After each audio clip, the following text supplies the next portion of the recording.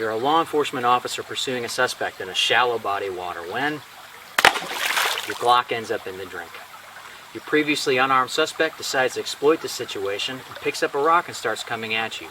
You manage to recover your weapon, scream, and click, not bang. And what happened? Was it your ammo? No, you used quality ammunition and it was sealed against moisture. What might have happened is, even though the water left the barrel very quickly, there might have still been water in the firing pin channel, enough to buffer the firing pin so that it didn't strike the primer with enough force.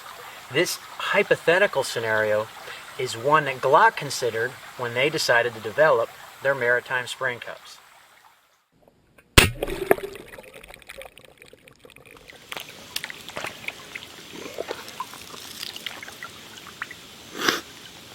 The Glock Maritime spring cups, it turns out, also allow the pistol to fire and cycle repeatedly while fully submerged. Now this has allowed them to achieve legendary status, which may or may not be deserved. I was lucky enough in doing research for this video to talk to several people at Glock, including the guy whose job it is to know about Maritime spring cups and how they're used in law enforcement and military applications. I talked to the top aftermarket producer of Maritime spring cups, and I talked to a highly regarded, very well known gunsmith who modifies OEM spring cups for use in his competition Glock triggers. And in this video I want to share with you what I learned from them, as well as show you how this gun can perform for those who might have a need to use it underwater, which is probably 3 or 4 of you who ever watched this video. But there are also some other practical reasons people consider underwater Maritime spring cups for their Glock, and I want to talk a bit about those, as well as do some underwater ballistic testing. And that's what's coming up next on Twang and Bang.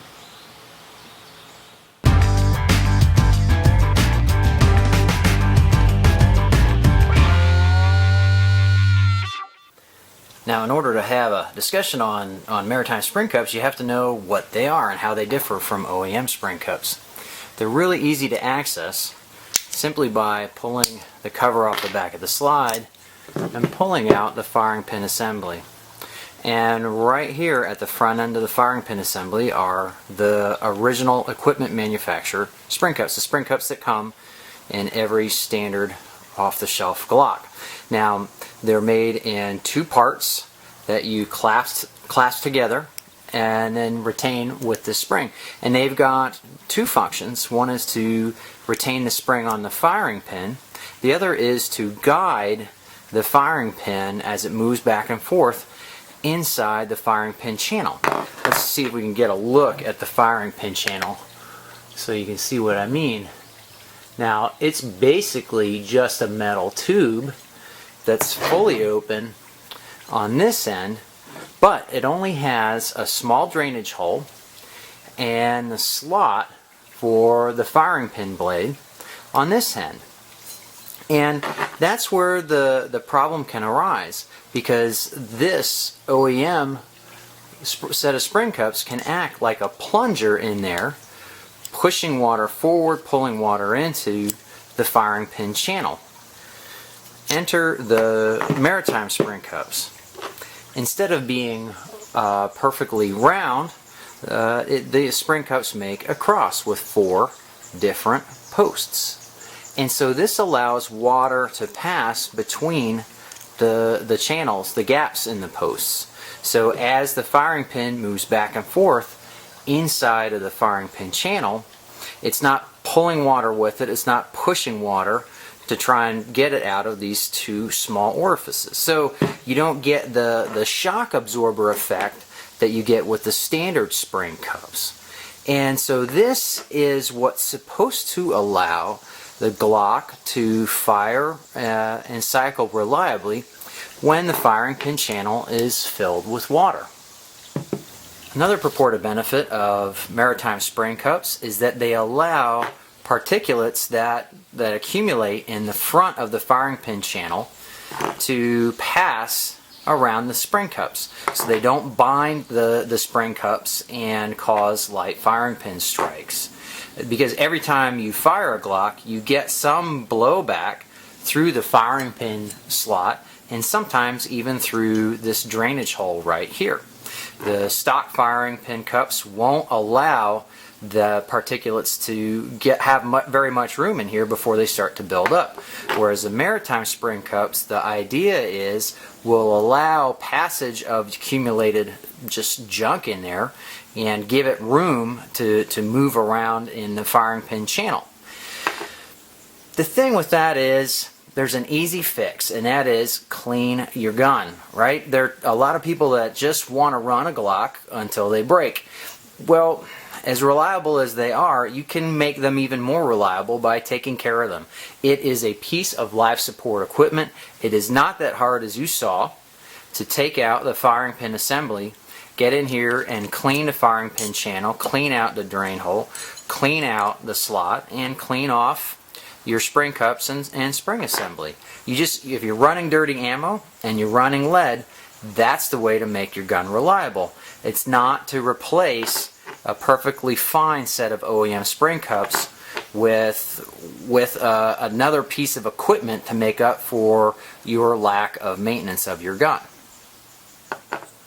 The most interesting reason given for switching to a Maritime spring cup or a modified OEM spring cup set is increased performance of your firing pin assembly, say for a competition trigger.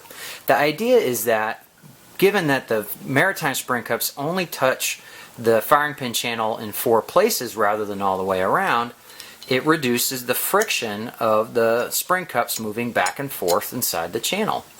Well, I don't exactly consider this a lot of force in comparison to the amount of force it requires to compress the firing pin spring when you're pulling the trigger.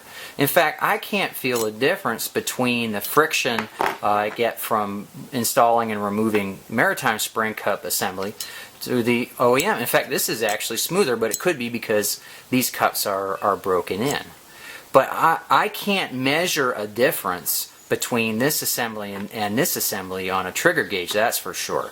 And I have a hard time believing that the friction associated with spring cups has any impact on the performance of your Glock or your trigger or the firing pin assembly. So that brings us to using the Maritime spring cups to improve the reliability of Glocks when fired underwater. Now, as I alluded to in the beginning of this video, there's really only a handful of people worldwide that would ever find themselves in a situation where they'd be defending themselves against a predator underwater with a Glock, whether it be man or something else. But I wanted to see for myself just how effective a 9mm could be when fired underwater. So I went out and I bought a tactical inflatable swimming pool from Kmart, and I also invested in some SimTest ballistics testing medium. The first thing that you're going to notice is this stuff is straight out of the box fresh, and that's because it's both expensive and water soluble. I didn't want to risk ruining it by doing these tests, which I'm doing just for fun.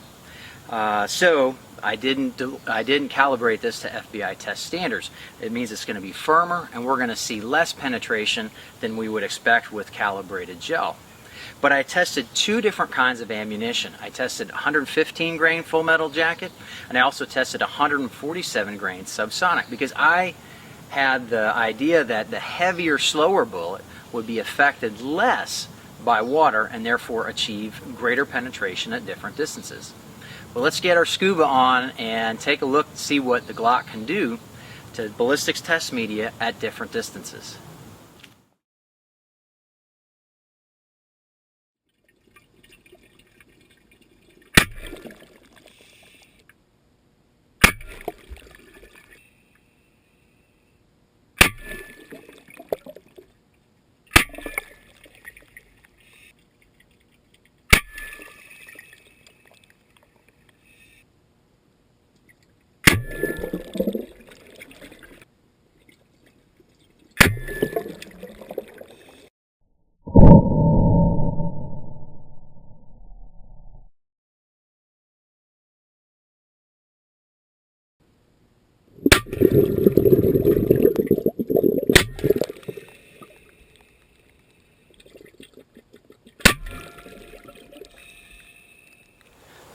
Before we crack these open and see how we did, I just want to tell you a little bit about how it felt to be shooting a Glock underwater.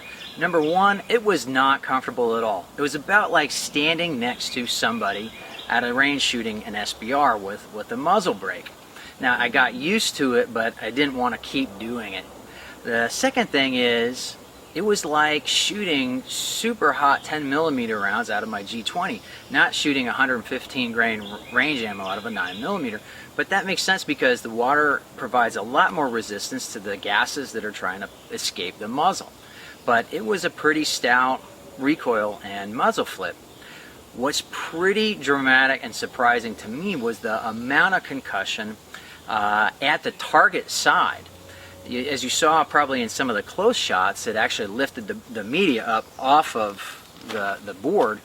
But check out this next clip. I tried to get footage of the bullet passing right past the camera, and from 2 feet away, the concussion broke the lens. Check it out.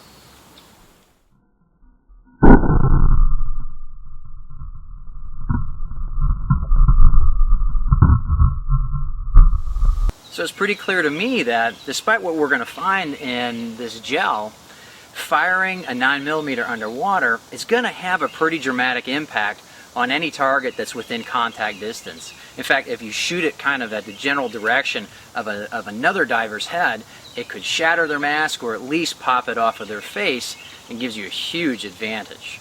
But let's take a look now and see what we've got from both the 115 grain full metal jacket and the subsonic rounds. So I've been through both blocks, and I don't want to bore you with video of me basically searching for bullets since I shot each block multiple times. But what was interesting is, even at 7 feet, both rounds penetrated at least 1 inch. But at 1 foot, the 147 grain subsonic penetrated a full 10 inches in this really firm ballistics test media that's much harder to penetrate than if it were calibrated to FBI standards. At 1 foot, the 115 grain penetrated about 7 inches. But when I backed out to 3 feet, the 115 grain really dropped off in performance and was only penetrating about 3 inches, whereas the 147 grain bullet was still penetrating 7.5 inches, 7.5 inches at that distance. And in fact, at 7 feet, I still got 3 inches of penetration with that 147 grain subsonic. So it's pretty surprising to me the difference between the two. I was right, but I didn't expect the difference between the two to be that great. But it just goes to show that if you're in a situation where you're faced with a decision of getting eaten or attacked, or pulling out the Glock that's in your chest rig or your thigh rig and using it underwater, it's actually going to be a pretty effective weapon to use to defend yourself. So now we know what they're supposed to do and ways that they probably aren't going to be any more effective than the OEM spring cups. We've seen that they do work underwater, but we know that the vast majority of us will never actually be in a position where we need to be able to use our Glocks that way. I'd have to say that for the vast majority of us, OEM spring cups are the way to go. Now, on the flip side of that, all those people I talked to had hundreds of thousands of Glocks under their belt as far as service goes. And nobody has ever heard of Maritime spring cups causing a reliability issue. So if you already have Maritime spring cups in your Glock, keep them. They're not going to cause you any problems. But if you don't have them in your Glock, there's really no compelling reason to switch. So now that my Scuba Ninja days are over, I'm going to put my OEM spring cups back into my G17. I just don't see a compelling reason for myself having the Maritime spring cups in them. I appreciate you watching this far into the video. If you liked it, please click the like button. It really helps me out. Share it with your friends, share it on different forums. Be sure to subscribe so you get a chance to see my other videos that I'm going to be putting out on archery, on guns, and other cool stuff. Thanks for watching Twang and Bang, and I hope to see you next time.